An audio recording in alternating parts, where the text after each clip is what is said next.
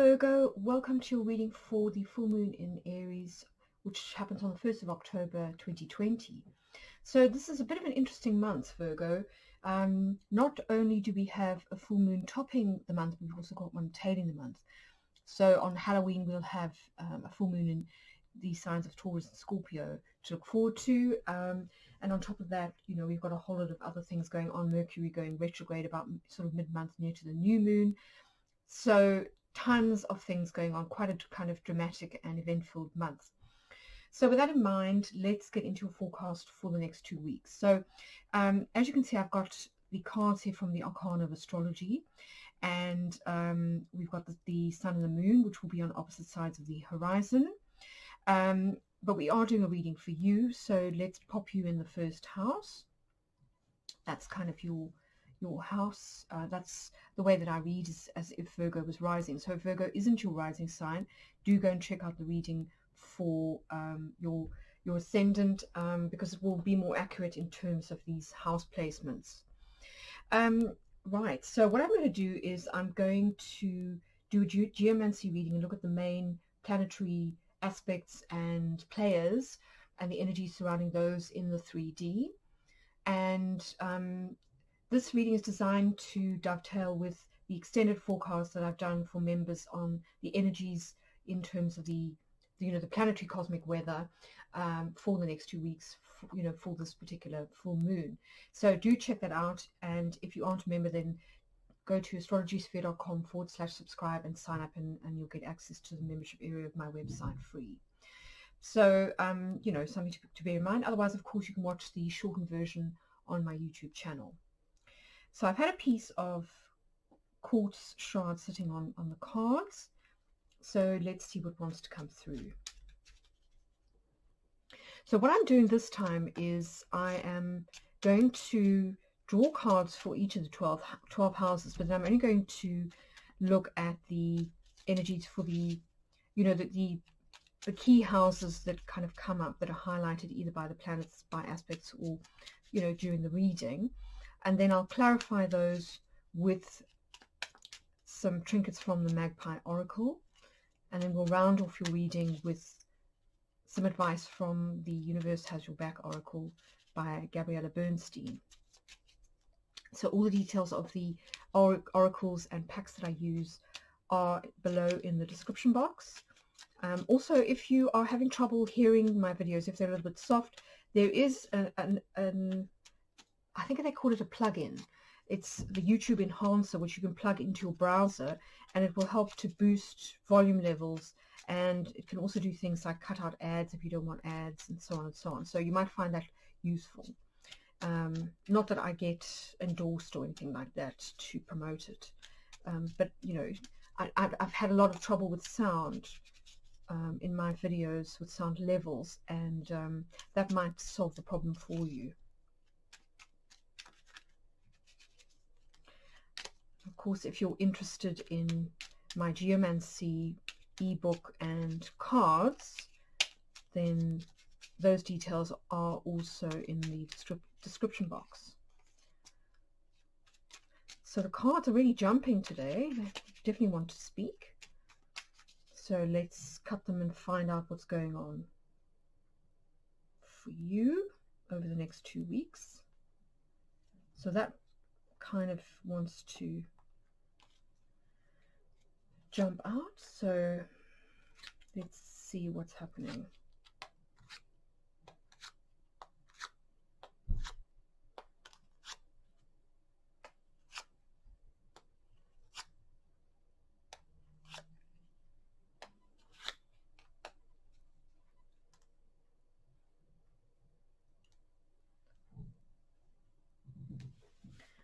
Okay, so I'm going to start with the positions of the full moon in your house. Now, these happen this year in your 2nd and 8th houses. So, full moon's always about the sun and the moon being on opposite sides of the horizon. So Aries for you is going to be 8th house, and that means that the opposite house is the 2nd house. This is where the sun in Libra will be, because of course, if Virgo is rising, the next sign is Libra. So let's look at those two first.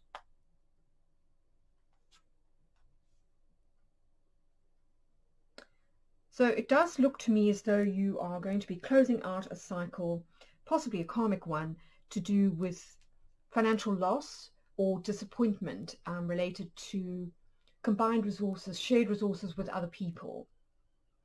Now, as you'll probably see from my video on the main trends of this full moon, one of the trends is that it's the harvest moon. This is the Native American Indian name for it. So harvest resources are going to be big themes for the next couple of weeks. And it's fair to say that I think the world, is going through a bit of a transition.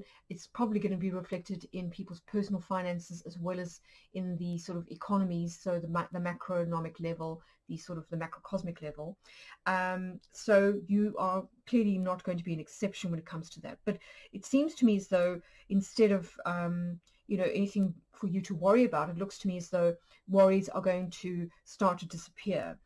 We've got a Missio here in the house where the moon will be, and this is Venus in Taurus. So this is Earth energy, fixed Earth energy, and a Missio is just being aware of the transience of the material world, and that is certainly going to be a big theme in October. We've got kind of almost two tiers of astrological aspects happening. On the one hand, we've got a lot of aspects that are quite volatile and challenging, and these are generally in Earth signs. So we've got that stellium of planets in Capricorn that will continue to make some changes to our outer world, to the structures and fabric of our lives. We're going to see this in relation to things like political institutions, banking institutions. I think those are going to, like the material world, those are going to change, and that may mean the falling away or kind of temporary sort of destruction or loss of certain ways of doing things. But then, on the other hand, we've got this other energy that's coming in, thanks to planets like Venus, Jupiter, and Neptune that are very, very positive. And so I think what's happening is that things are being flipped on their heads back to the way that they should be, certainly according to the philosophers like Plato, where we focus more on what is sort of internal and spiritual, because that is actually the bedrock of reality. So we kind of loosening our grip on this idea of the physical or the material realm being what's really real, and we're actually kind of going back to the way that our soul sees things, which is that the spiritual dimension is actually the foundation for everything. So this is kind of being reflected in your reading. I think that we've got this ending of a cycle to do with money and shared resources, and just very kind of being very much aware of, with the seasons passing too. We just had equinox, the passing of what is ephemeral, what is constantly changing, not holding on too tightly to what is meant to constantly be in flux. So I think that's a big message coming through for you here in this reading. And then, of course, as I said, we are going to be at this full moon coming off of the back of the second Saturn-Mars square, which happens on the 29th of September. So that energy will still be quite fresh, going into this full moon.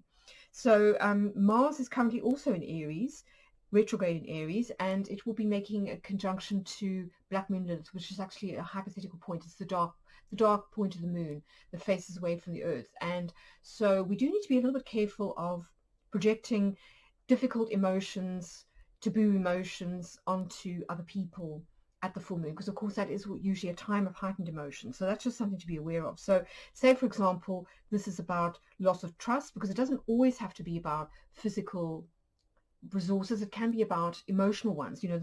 This pairing can also be about self-worth and how we value ourselves on one hand, and then the emotions or space that we share in the sort of energetic and emotional bodies with other people. So trust, intimacy, sex, that kind of thing.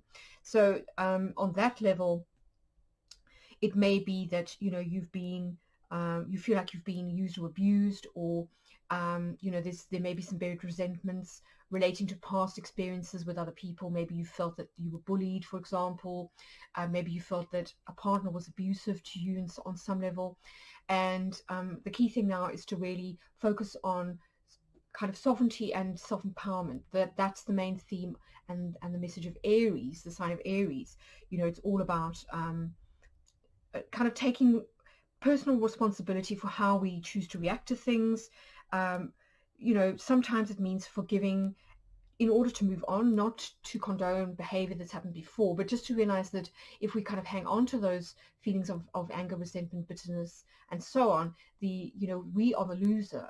So we need to kind of forgive others, forgive ourselves, and then, you know, move on. And that's, I think, what Capricornus is about, is this release of anything that you may be hanging on to that's a little bit negative.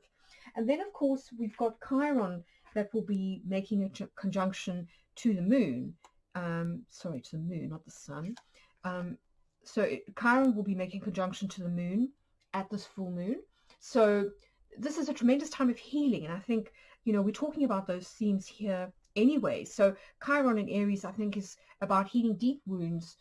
These may relate to some kind of violation, for example, you know, rape, sexual harassment, you know, possibly some quite deep-seated stuff that you've carried around for a long time. Some sort of violation, maybe of personal space, or just of your boundaries. So don't be surprised if those issues get triggered. And the reason for that is because, you know, Chiron wants you to heal them for once and for all, so that you can empower yourself and then help others to overcome similar experiences. You know, Chiron is the wounded healer that then turns pain into power and becomes a teacher or a healer of some kind. So there's certainly the opportunity for that at this full moon. And then, as I say, Mars in Aries will be making a square to Capricorn, to Saturn in Capricorn, which is newly direct. So for you, that is your fifth house, which is also to do with sex. It's the house of joy, sex, and passion, as well as creativity, children, holidays, and leisure. So here we have Conjunctio, the geomantic figure of Conjunctio, also an earth figure, I might add. So two earth figures here coming through. And this is represented by Mercury in the sign of Virgo, which is where Mercury is actually exalted. So it's exalted in your sign. And I think this is about... you know, Conjunctio is about collaboration. It's also about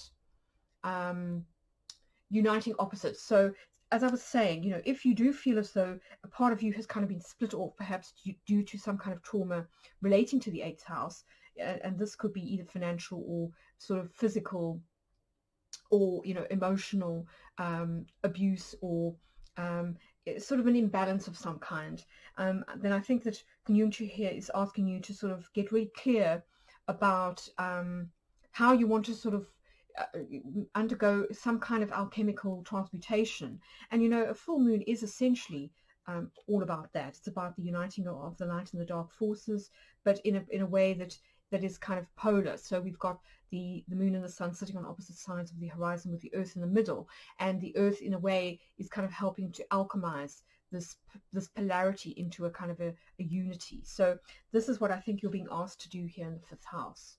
Now, on a purely sort of 3D level, this could also be about you coming together with a lover, a new lover, a child, or you know, somebody creative, in order to perhaps birth a new project or relationship, or, you know, it could also be about pregnancy or conception. So let's get some clarity on that. How interesting. So here in your fourth house of family, roots, and home, we've got a Missio again. So Venus in Taurus again. So a lot of earth in this reading. Very, very interesting. Capricornus is actually the beginning of a new cycle, beg your pardon. This is fire. So Capricornus is the end of a cycle. Capricornus is the start of a new one. So still the same thing, though. You know, full moons are endings and culminations, and you know, they precipitate the waning moon cycle, but then that is followed by a new moon, which is actually going to be in your sign, Virgo. So we're going to have a new moon in Virgo around about October the 14th or so. So I do feel as though this is what this geomantic figure is alluding to, is a fresh start for you at that new moon. So first of all, you've got to shed some stuff related to a Missio. And as I said, a Missio is very often about transience. It's about feeling something's out of reach, or we feel disappointed about, we feel there's a certain degree of loss, or just an unattainability.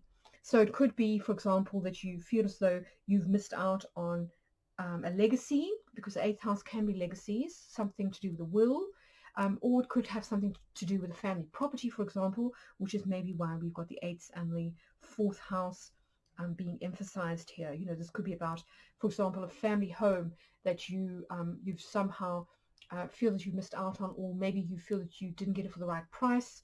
The property market is a little bit volatile at the moment, and that I think is to be that will continue. But let's get some trinkets out and just clarify for you what these are likely to be about. So we'll start with the moon in Aries.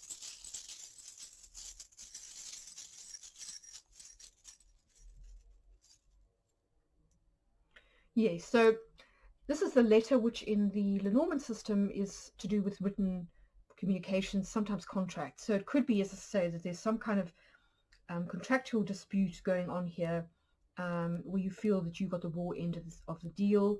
It could also be a written communication, possibly from, you know, a lover, a family member, or possibly an employer. We should just have a look at, yes. So here in the 6th house of work and work colleagues, we've got Albus, which is literally a blank sheet of paper. So this is Mercury, your ruling planet in Gemini. So here we've got Mercury in Virgo, and here we've got Mercury in the air sign of Gemini. So this usually, to me, talks of written contracts, as well as letters. Sometimes it's a new, fresh start, so it could be about a new job.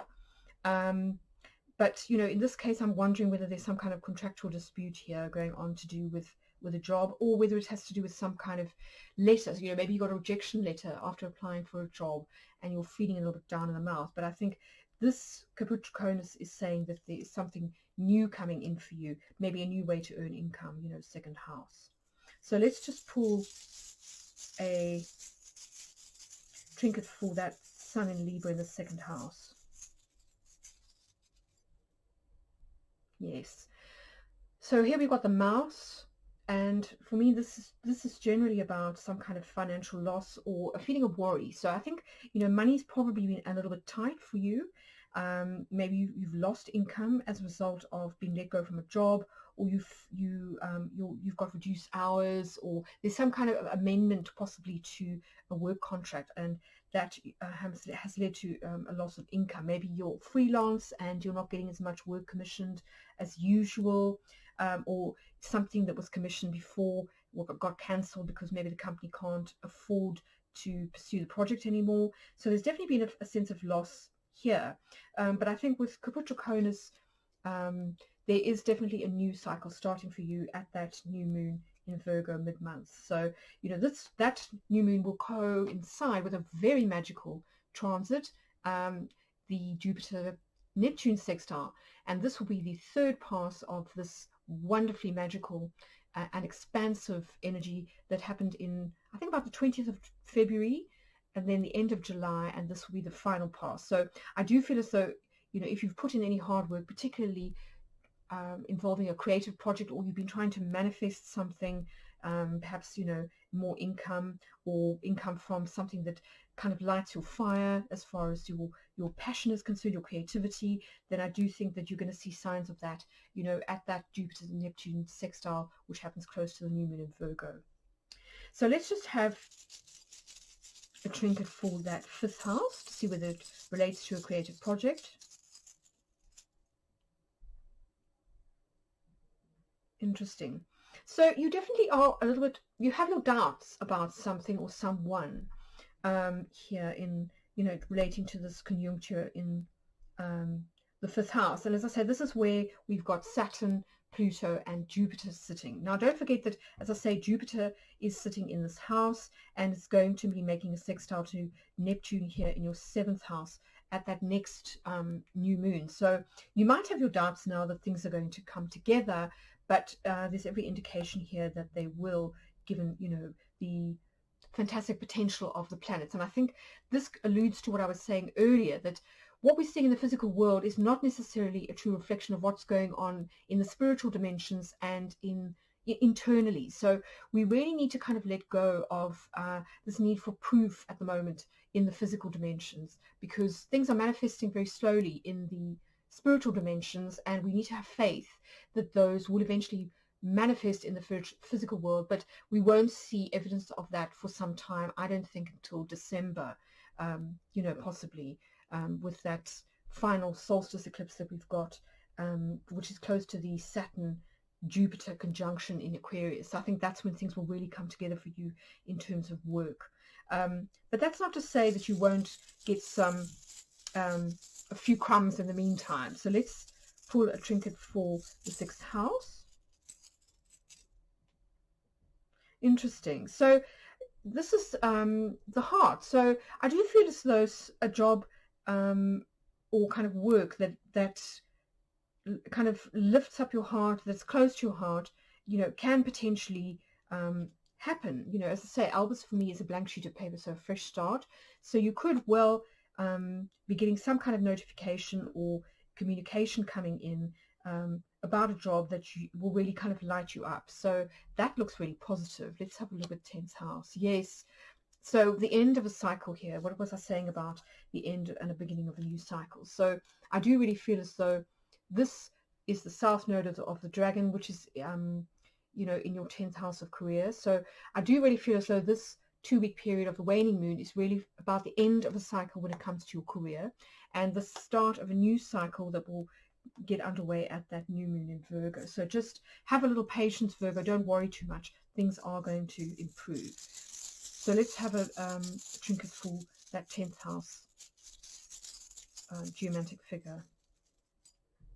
Yes, you see, what did I say? So although we've got clouds now when it comes to some sort of creative project, the sun is going to come out. And as I say, I do think it will be close to that new moon in Virgo mid-month. So have a little faith, Virgo. Things will work out. Try not to worry too much. This the mouse can sometimes be about what's eating us up, what's making us worry, and we know we know what a warrior that you kind of are naturally. So just hang in there and you know, cool your jets, because I think that good news is on its way. It just might not turn up until the new moon.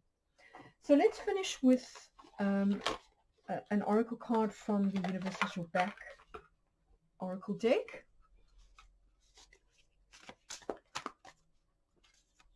Whoopsie. I think that's a little too many to take.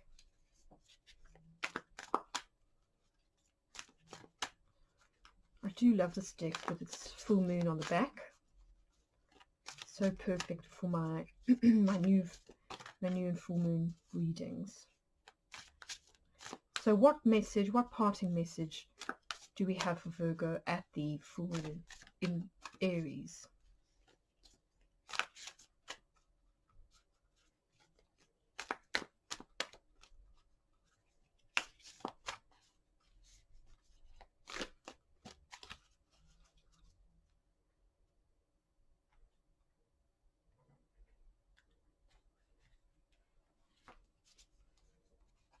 Right, let's have a look. Oh, wonderful. I can't tell you how many of these cards with blue backgrounds have come out at this full moon, which is, I always find very interesting, the sort of themes that we get. So this is I am the loving energy of the universe. And I think, as I say, this is really, to me, highlighting what I was saying about that Jupiter-Neptune conjunction, sextile that's happening mid-month. And I think really that is the energy to cultivate, you know, in the coming weeks, because it's going to really sustain us at a time that could be potentially quite seemingly dark in the outside world. But I think it's really just, we need to view it as that alchemical nigredo, and of course, you know, we have to have the kind of darkness before the dawn. Things have to sort of disintegrate so that something new can be born. So just really tune into that wonderful loving energy of the universe, and I think you'll come out of this period just fine, Virgo.